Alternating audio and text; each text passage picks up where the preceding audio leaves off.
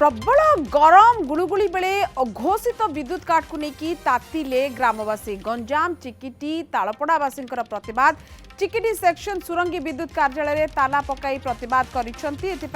रास्ता अवरोध कर देखा मिली एवं अघोषित विद्युत काट को लेकिन लोके तातिबा आरंभ कले से ग्रहण करने प्रस्तुत नुहति गंजाम चिकिटी सेक्शन सुरंगी विद्युत कार्यालय ताला ठुंकी देले लोके अर्थात ताला मार देइचंती एवं कर्मचारी को बाहर को काढ़ी ताला पकई देइचंती लोक माने ये लोके पूरा उत्त्यक्त हेलेनी एवं क्षोभ रही लोक मान मन में ताला पकई प्रतिवाद कले ता सहित रास्ता अवरोध मध्य करिसंती साधारण लोक माने बारंबार गुहारी करुथिले ता सत्वे भी प्रशासन न शुणिबारु एभली एक चरम पदक्षेप नेइचंती एमाने एवं कर्मचारी को बाहर कर देथिले कार्यालय ताला पकई दी उत्त्यक्त लोके माने माने जदि कह जाय रास्ता अवरोध मते करिसंती नारायण सेठी अछंती आम सहित अधिक खबर नबा नारायण जो भली भाव में एठिकार लोक माने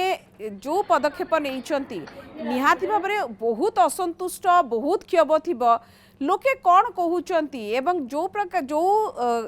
असंतोष थिला तार समाधान हेइची कि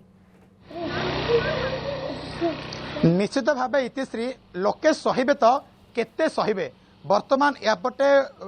गरम ताती एवं गुळुगुळी ए असह्य कष्ट जंत्रणा रे जेते लोक छटपट होतिला बेले वर्तमान ए जो अघोषित विद्युत काट बारंबार जो विद्युत काट को नहीं वर्तमान एने बारंबार अभियोग करथिले स्थानीय लोके एने विद्युत विभाग कर्मचारी को बारंबार गुहारी करथिले ना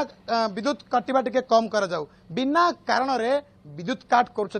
चिकिटी सेक्शन रो अधिकारी माने विद्युत अधिकारी माने किंतु सबुठु गुरुत्वपूर्ण कथा होची दिन राति दिन रे विद्युत काट होची और राति रे दीर्घ घंटा धरी जेतो विद्युत काट होची से असह्य गरम एवं विद्युत काट जंत्रणा रे आज लोक माने एक प्रकार चरम सीमा रे पहुंचले एवं विद्युत ऑफिस कार्यालय ताला पकाइले एवं जो पर्यंत लिखित समाधान न हेबो जेतु पर्यंत विद्युत काट न बंद करा जिवो से लिखित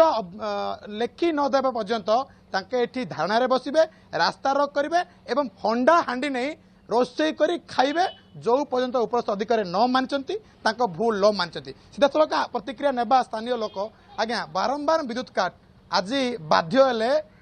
ऑफिस घेराव ताला पकईले रास्ता रोक कले कहीं चरम सीमार पहुंचे आज्ञा आगुरी आम बारंबार अभियोग करूँ लेखिकी सार को 6-7 थर देचु आम कथा किए शुणुना एवं टाटा नेलाडू दिन राति बहुत समय धरी पूरा गरम रे जो खरारे जो हाउली उठुची एथिपाई बहुत विद्युत काटुंट दिन में 2 घंटा 3 घंटा रातर 2-3 घंटा 4 घंटा काटुंट लोक बहुत हन्तसत होती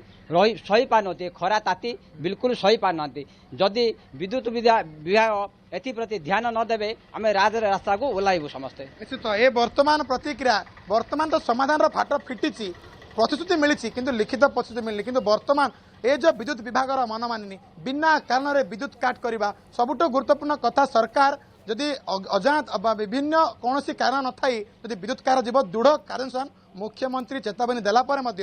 दिगपहंडी चिकिटी पात्रपुर रे विद्युत विभाग वर्तमान फ्यू कर सरकार मानक एवं दृढ़ कार्यानुष्ठान आवश्यक रही एवं जो करेन्ट अवस्थित विद्युत काट होची यार कारण कौन रही ना बिना कारण रे ए मधुचंद्रिकार जो रही विद्युत विभाग एवं जो डीलर माने रही जेनेटर विभाग हो कि अन्य विभाग हो एमानकर मधुचंद्रिकार ए विभाग काट कर ना तदंत आवश्यकता रही किंतु वर्तमान लोक तातिलेनी लोक बुझीबा नाराज रास्ता बोले गोटे घटना नुह वर्तमान दिगपहंडी चिकिटी पात्रपुर सानखेमुंडी सबु अंचल ये गोटे समस्या दीर्घ समय धरी विद्युत काट करवा और लोक गरम आउटु पाउटु एपरे विद्युत विभाग मन मानिनी आउरी आउटु पाउटु बिल्कुल नारायण आम लोकों प्रतिक्रिया जमी आप शुणाउले जे लोक करेंगे तो करेंगे कौन गोटे पटे कष्ट भी पाउचंती एवं